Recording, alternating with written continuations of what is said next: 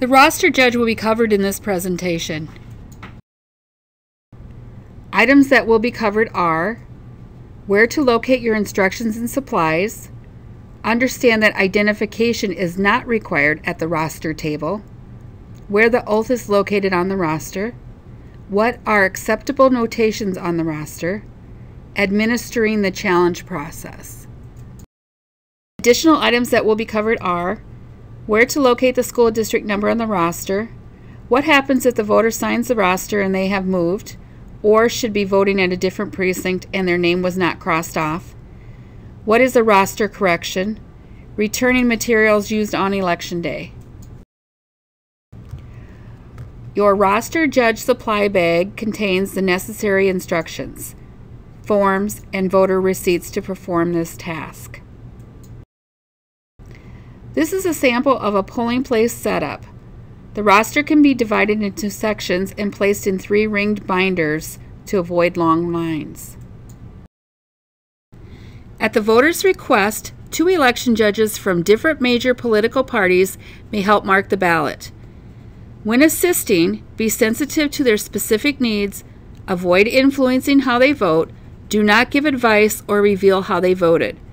Direct all questions to the voter, not to others with them. Help only as much as requested. A voter may have assistance from others of their choosing. The assistant may help the voter in the polling place, including the voting booth. The exceptions are: an agent of their employer cannot assist the voter. A union or candidate cannot assist the voter. An assistant can only physically mark ballots for a maximum of 3 voters for each election. They may provide other forms of assistance apart from physically marking the ballots. If an assistant has marked the ballot on behalf of the voter may show it to an election judge privately to confirm it is correctly marked before placing it in the tabulator. More information can be found in the Election Judge Guide. The roster instructions are included to perform this task. Ask the voter their name and address. Ensure voter privacy. The voter is not required to show ID at the roster table. If a voter hands you their ID, and it is helpful in finding their name on the roster, feel free to use it. If you don't need the ID for any reason, hand it back to the voter. You can explain, voter ID is not required in Minnesota if you are asked why you are returning it. A roster judge should locate the voter's name on the roster. Ask the voter to state their name and address.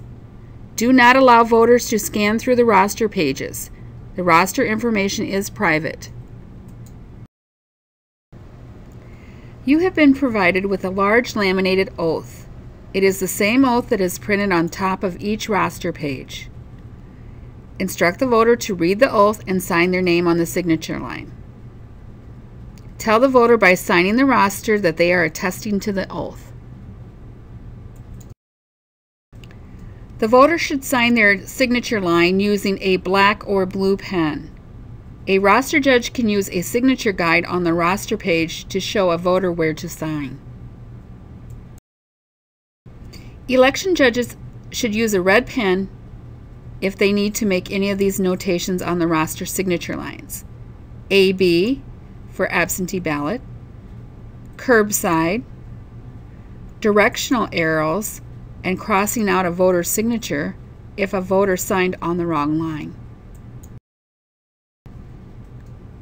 If you have multiple school districts in your precinct, you will need to know which school district number to record on the voter receipt. Check the school district on the roster next to the voter's name. Once the voter has signed the roster and you have determined their school district number, write the number on the receipt. Hand the receipt to the voter. Direct the voter to hand their receipt to the ballot judge. Judges only are allowed to use a red pen for the following: AB or absentee ballot, curbside, crossing out a voter's name if they signed on the wrong line, or directional arrows. The voter should use black or blue ink to sign the roster. What's wrong with this page? Number 1. Informational messages should not be written on the roster lines or in the margins of the pages, such as words like moved or died. Number 2. Use a red pen to make an arrow if a voter signs on the wrong line. Number 3. A voter's pre-printed name should not be crossed off. Number 4. Have a black pen available for voters to use when signing the roster. Number 5. A voter's signature should not cover the barcode. And number 6. Place alpha tabs along the bottom of the roster and not across the barcodes. If a voter signs the roster and then realizes the address is incorrect or they have changed their name, they will need to re-register. A roster judge must cross off the voter's signature on the roster page using a red pen. Make a note of this on the incident log. Send the voter to the Election Day registration judges. When the voter signs the Election Day registration roster, they will have appeared to have voted twice if the name was not crossed off at the roster table. If a voter signs twice on Election Day, we are required to send that information to the County Attorney's Office for prosecution.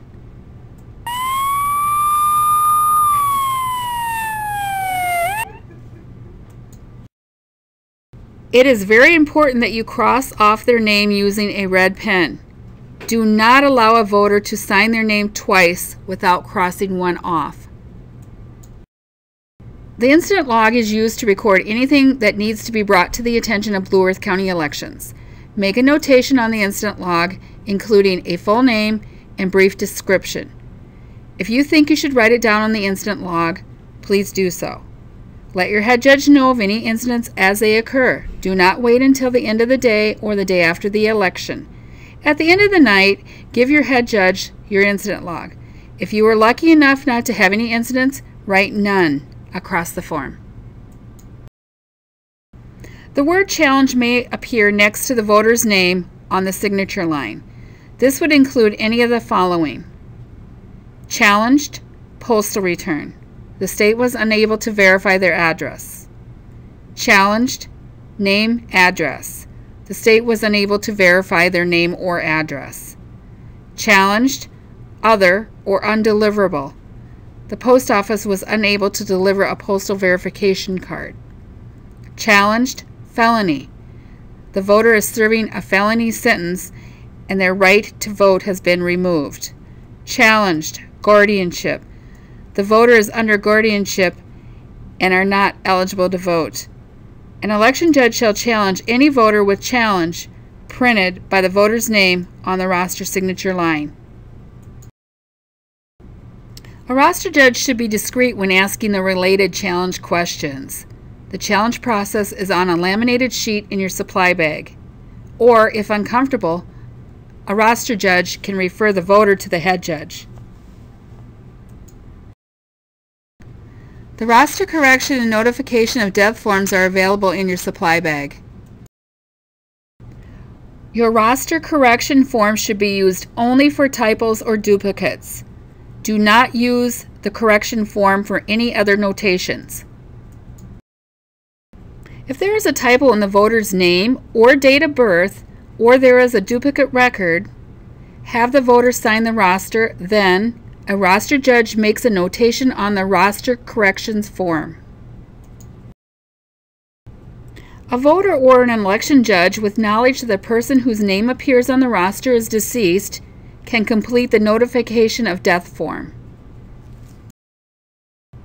When the polls close at 8 p.m., everyone in line gets to vote. All voting is done. Now where does everything go? These completed forms are returned in the blue bag.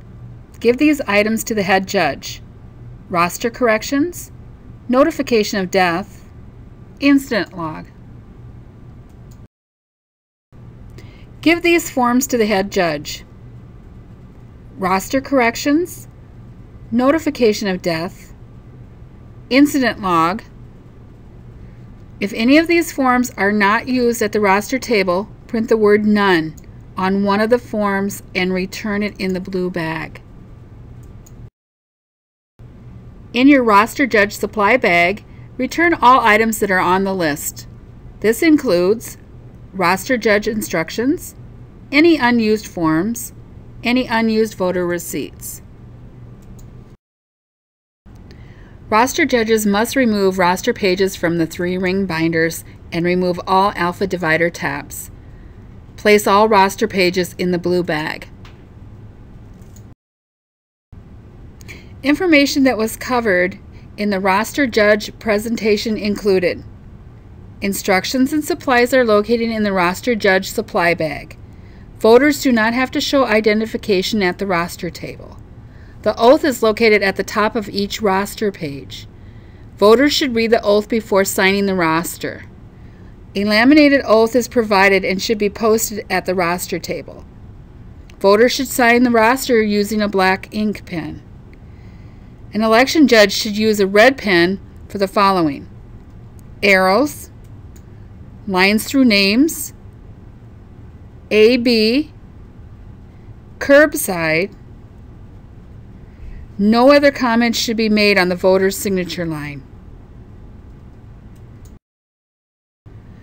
Additional items covered include: a roster judge must administer the challenge process if a voter has the word challenged on their signature line. If a roster judge is uncomfortable in administering the oath of challenge, the voter should be referred to the head judge. Always be discreet when administering the oath. If you have multiple school districts in your precinct, you will need to check the school district column on the roster to determine the school district number and write it on the voter receipt. When a voter signs the roster twice, they are investigated for voter fraud. Typos and duplicate voter information should be written on the roster correction form. Roster judges should return the rosters and completed forms in the blue bag, and the roster instructions, signs, and all unused roster items, including unused voter receipts and forms, in the judge supply bag. If you have any questions regarding this presentation or on Election Day, please contact us by phone or email.